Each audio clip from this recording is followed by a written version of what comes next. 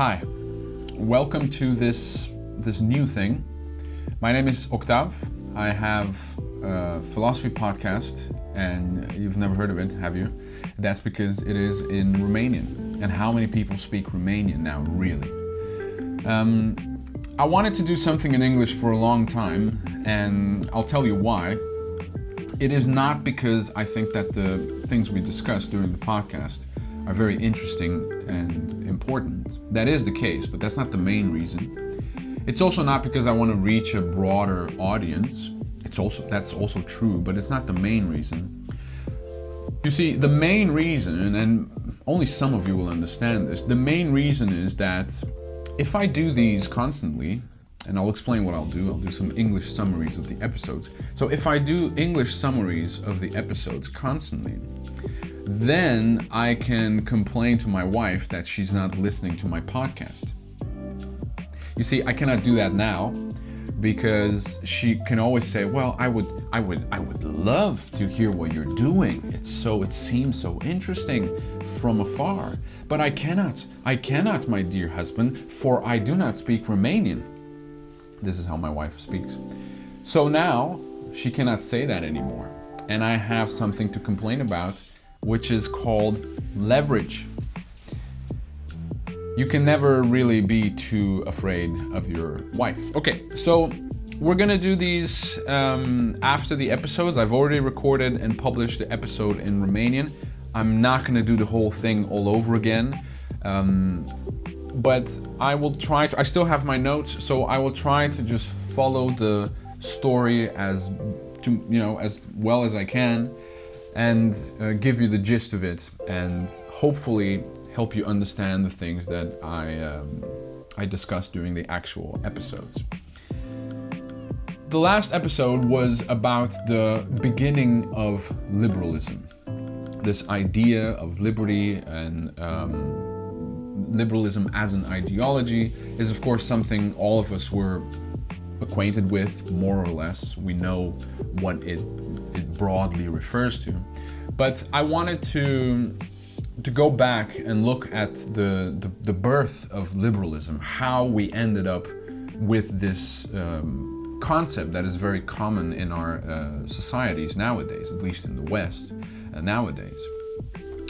So, of course, when I start, I say right away, liberalism is not a very coherent concept nowadays. It's not like you can identify a set of criteria or a very like a universal definition of liberalism. It's rather incoherent. And I think the best example and the most striking one is actually that in Europe, if you're a liberal, you are to the right of the political spectrum. You want a minimal state, minimal interference. Whereas the liberals in the United States are actually towards the left side of the political spectrum, and they are for a big state and, tax the rich and all that. So, but this is just one of the many differences that there are in understanding liberalism between groups and ultimately between individuals. So the best thing to do is to start with how we got to now, how we got to the concept of liberalism that we use today. And I want to divide this summary into two parts because the episode is also divided into two parts. First, I want to say something about the historical context in which liberalism appears for the first time. At least very visibly, of course, Magna Carta is also in a sense the precursor of liberalism, but we're gonna go to the historical moment when liberalism actually makes a difference in political terms.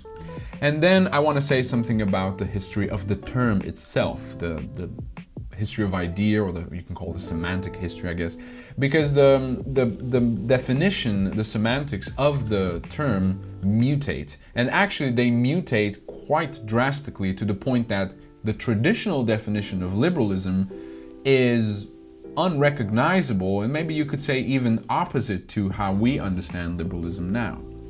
So these are the two parts. The historical part starts with England.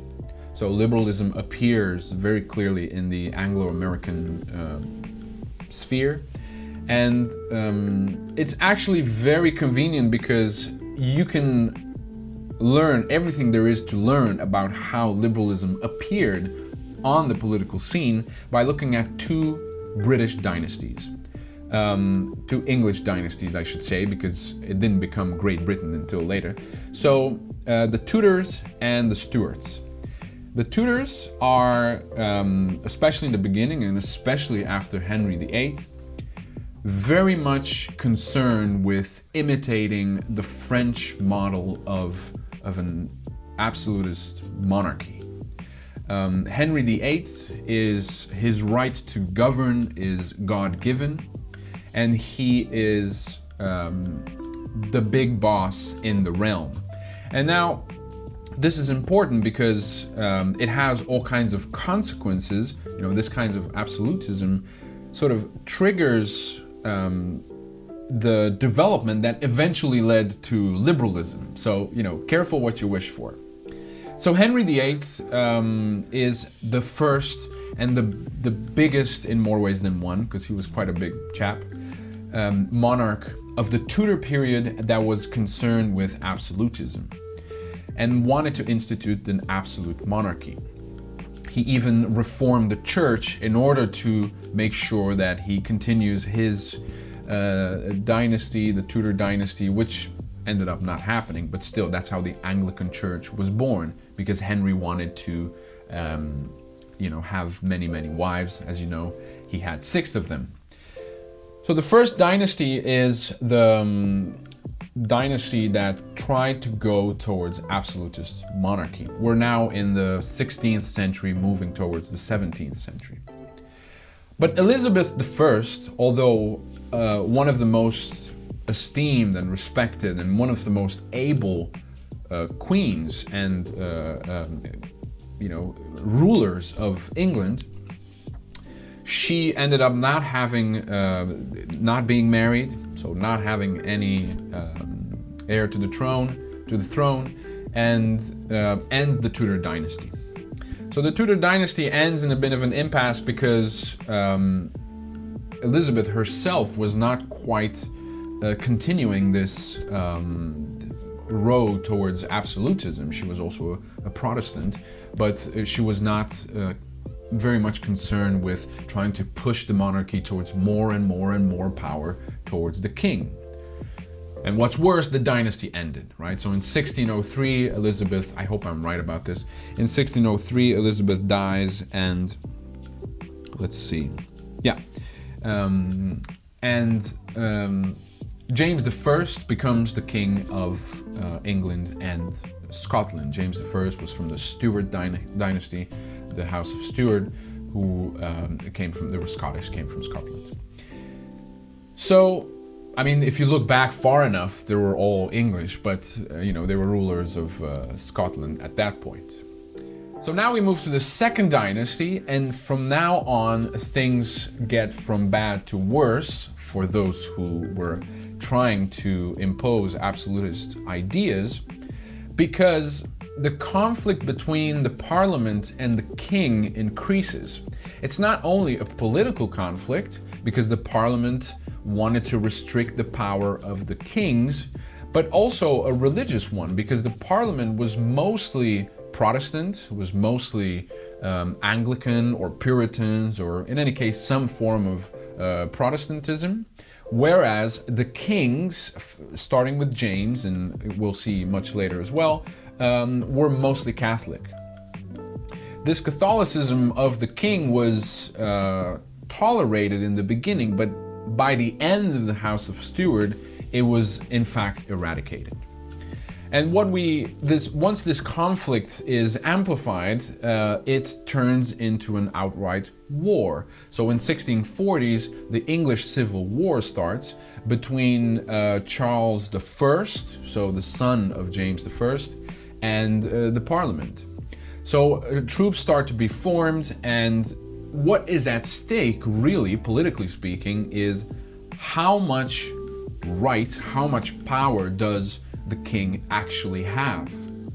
Now the king loses, Charles I also loses his head, and that is mostly because of fabulous new army. There are books written about it. It's really the first well-organized modern army, and that is the army of a guy called Oliver Cromwell. They were all very pious. They were all Puritans, and it was called the New Model Army. Now, the irony is that once Oliver Cromwell wins the war for the Parliament, right? Wins the war for Protestants, wins the war for people that want the group that wants a constitutional monarchy, a parliamentary monarchy.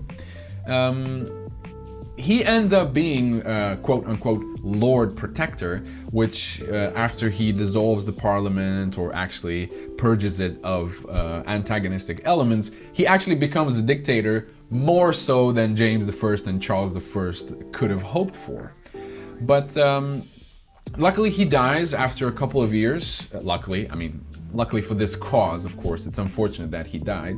Although, he died because he didn't accept medicine to a disease that could have been treated because of his religious beliefs. So I guess, you get what you deserve. Anyway, I'm not saying it. Never mind. So, Oliver Cromwell dies, and now the English society realized that not having a king does not necessarily mean having a more liberal society. What Oliver Cromwell instituted was actually a bit of a dictatorship. It was actually a military dictatorship. So people were fed up with this kind of rule, were fed up with this kind of authority in the hands of the head of the army. So what they did was they invited Charles II, the son of the king that had just been beheaded, to come back. And this was called the Restoration. So they restored the monarchy. However, the tensions were very, very high.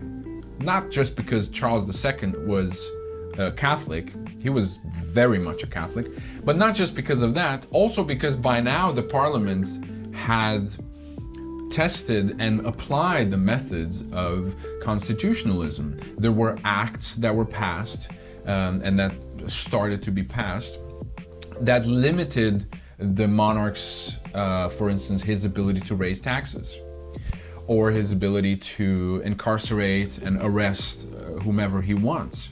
So, okay, Charles II comes back. He was in exile in France, who was also, the Catholic go-to place. He comes back in Great Britain, and I'm not sure if it's called Great Britain at this point. I think after the unification it is, but it doesn't matter. So he comes back to England. He says, yes, I'll be your king, even though you super murdered my father, and I'll be the ruler. Now, his agenda was to push all kinds of pro-Catholic legislation, and that didn't work. But he was quite able in finding compromises. The tensions were high, but nobody wanted another civil war. That much was certain. So after he dies without an heir, and James II, his brother, becomes the king. Now, James II is in this line of very clear-cut, stable, politically able monarchs. James II was horrendous. He managed, although he came to the throne with quite a bit of support, he managed to antagonize with absolutely everybody, from the judges to the poor people, to the House of Commons, House of Lords. Everybody was against him at one point because he was so adamant about his Catholicism. He was trying to push non-liberal, so absolutist, if we're simplifying the distinction, legislation, and this did not sit well with anybody. Okay, break. So a great part of the English nobility invited William III to invade. They said, listen, if you cross the canal or the channel with an army, there will be no resistance, right? So this was called the Glorious Revolution because, in fact, there was no resistance. It was indeed true, as the noblemen were saying, that the army was no longer with James. So the king was alone. William III, William of Orange, came from the Netherlands with Mary. Now the interesting part is that William was James's nephew, and Mary was James's daughter. So it's not so much strange that these two invaded their uncle, like William invaded his uncle and Mary invaded her father, but the fact that they were married because basically they were cousins. Anyway, so it was indeed true what the nobility was saying. The army was not with James anymore, and there was almost no fighting, and then he fled to France. Now, William and Mary instituted a joint monarchy, and now things really start to slide down or to advance, to use a better metaphor, towards constitutional monarchy. There were all kinds of the famous Bill of Rights that also inspired the American Constitution. They also inspired the French Revolution. Habeas Corpus Act, also a very well-known document that established individual rights. So when William and Mary came from the Netherlands, it's almost as if they imported their republicanism from the Netherlands, because the Netherlands was a very strange construction. It was actually almost like a federation of different regions, and they had to be to work together in a constitutional form of government. So this constitutionalism, along with liberal principles, so individual liberty, liberty of conscience, some degree of religious toleration, not for Catholics though, they still super hated Catholics, but some degree of religious toleration, all those principles were imported, as it were, from the Netherlands. One of these laws that was passed at that time was that they banned Catholic monarchs from ascending to the throne. So when William and Mary died, and they died without an heir because, I mean, they were cousins, there was a small period when Queen Anna, I hesitated there, Queen Anna came to the throne, but she also did not have an heir, and with that the Stuart dynasty ends. And the next in line, that was definitely Protestant, so no Catholic, was a German prince of Hanover, the House of Hanover, which was Georg, with a complicated German name. Actually, I can read it to you if you want. Hertog Georg Ludwig von Braunschweig-Lüneburg. So he came to England and became George I. Now, it is important. George I is important because he is the first monarch that doesn't really matter. You know, you see that nowadays in England, they still have a monarchy, they still have a royal house, and it's all good. But politically speaking, they're not doing much. And George I was the first monarch that started what is known as the era of liberalism and prime ministers and republicanism and constitutionalism and all that. It didn't even matter that much that George didn't even speak English that well. So the two dynasties, the Tudor dynasty and the Stuart dynasty, had an initial push towards absolutism that failed spectacularly, and then they ended up with limiting the power of the king to such a degree that it didn't really matter who was on the throne. As long as he or she was not Catholic, it all went well, and everybody was happy.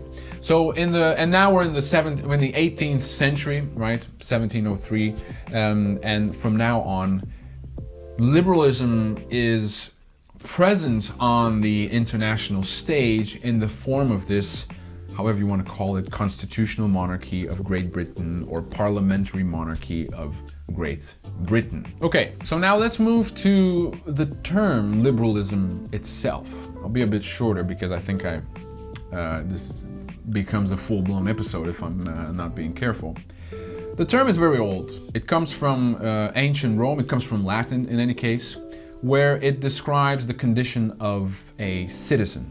So the citizen is free in the sense that he does not have a master. He is free from, and I say he mostly, free from the, let's say, the more or less arbitrary decisions of a master. So liberalitas, as opposed to being a slave. Now, the connotation was in fact more, so the meaning of the term was more directed towards the duties and the obligations that, I said duties, obligations that follow from this condition.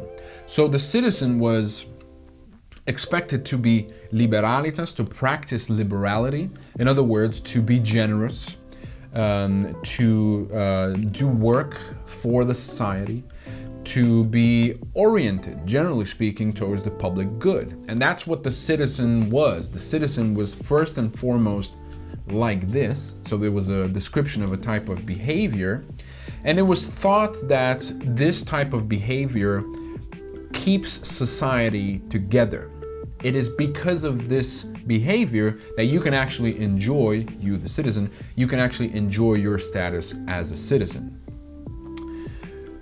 Cicero, the famous Roman philosopher, wrote a book, De Officiis, on duties, and this book was immensely popular throughout the ancient period and the Middle Ages and the modern period. In fact, it is the second book, Gutenberg made his printing press and printed the Bible as the first book. Well, the second book was this, De Officiis on Duties by Cicero. Now, later in the Renaissance, this idea of liberality was restricted to a certain part of the population. There's several reasons for that. First of all, the kingdoms started to be more stratified. So there was a bigger distance between the citizen and the ruler, the prince. We're talking about big kingdoms, we're talking about dukes and, even emperors, right? The Holy Roman Emperor. So only those people had access to what you needed to learn, what you needed to read in order to be liberal. And that are the liberal arts. We still call them the liberal arts. And actually, it was thought that being liberal is so close to human essence that you were actually learning how to be a human. And this is why the liberal arts are also called humanities nowadays. So, because of these reasons, liberality started to be restricted to just from the Renaissance onwards, so the 16th century, let's say, onwards, or 15th, 16th. It started to be restricted to the nobility, to the princes, and it became this behavior of being, yes, still liberal and generous and given to the poor, but being a prince and being noble and being of high status.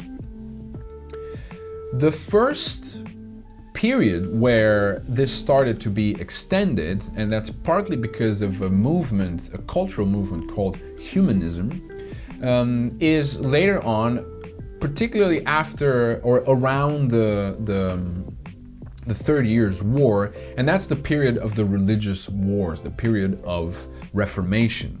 One of the reasons why this liberalism ended up being extended to not just the princes, but in principle all society, was that the authority of the church and the authority of the monarchs started to crumble and started to seem less self-evident. And we've seen the first part of this summary, we've seen an example of that. So after this period, especially in smaller colonies, right? You think of the United States, the colonies were small, so being liberal could not be something that was just attributed to the ruler. There wasn't this big ruler that dominated everything authoritatively. So being liberal started to be extended. And eventually, if we look at the first, let's say, revolutionary sparks of this evolution, eventually it ended up overthrowing the biggest, most fanciest and best example of an absolutist monarchy, and that was the French king, right? The French king was executed because it was thought, well, because of many reasons, but partly because there was no bread. But if we can be liberal relative to one another, then we might not need a monarch to keep us all together, right? So society organization started to seem like a social contract between liberal citizens. The idea of a social contract starts in that period as well, or in this case, it's implemented in that period as well. Think of Hobbes and John Locke and Jean-Jacques Rousseau and the French encyclopedists who developed this idea. So the idea of the quality, let's say, of liberality starts to be extended. And there's another dimension that is added in this period, and this dimension is still associated with liberalism, and that is toleration. Toleration was, of course, very limited. It was not universal toleration. It was definitely not the kind of toleration we are seeing proposed today. But toleration essentially meant, and this was very relevant later because it ended up giving the meaning of the term that we understand today, toleration essentially means not behaving based on your conditions and on your convictions and on your assumptions and prejudices and biases and all that, right? So being tolerant meant liberating yourself from all that, liberating yourself from these irrational, old traditional forces. And this is the significance of the term that we recognize, because being liberal started to be associated with being rational, because being rational meant not, believing in witches and burning people at the stake, but understanding and being tolerant and seeking compromise and being what we would nowadays call unbiased.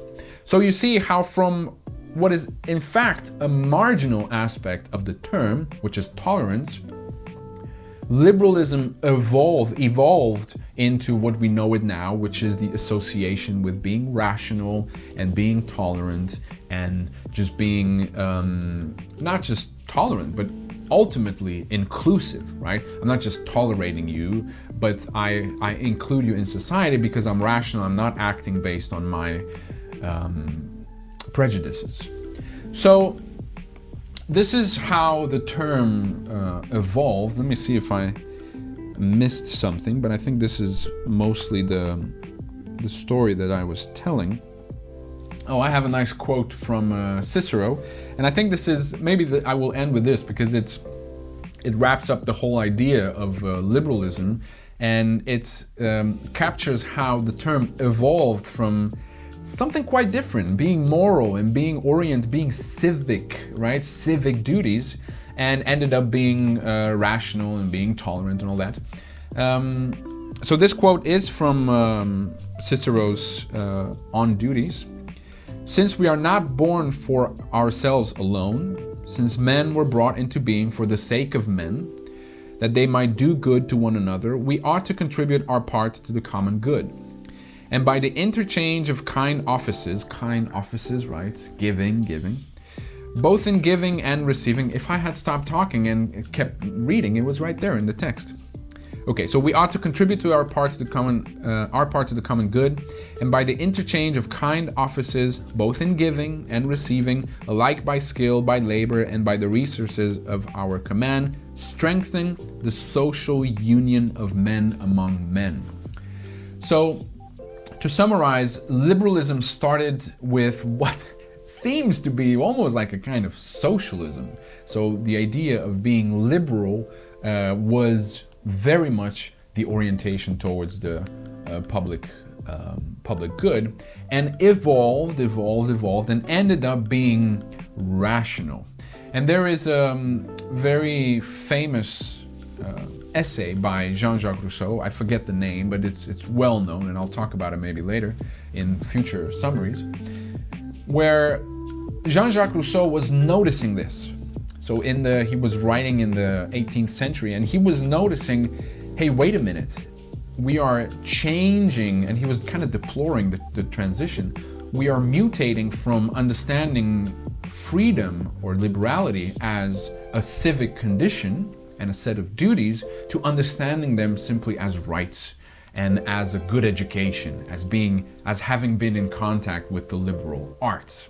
So we will talk about that in the future. And I think this is it. Let me know in the comment section what you think about these summaries. Let me know if you want me to insist on something or insist less on some other things. And I'll see you next time at our next summaries. And thank you for watching.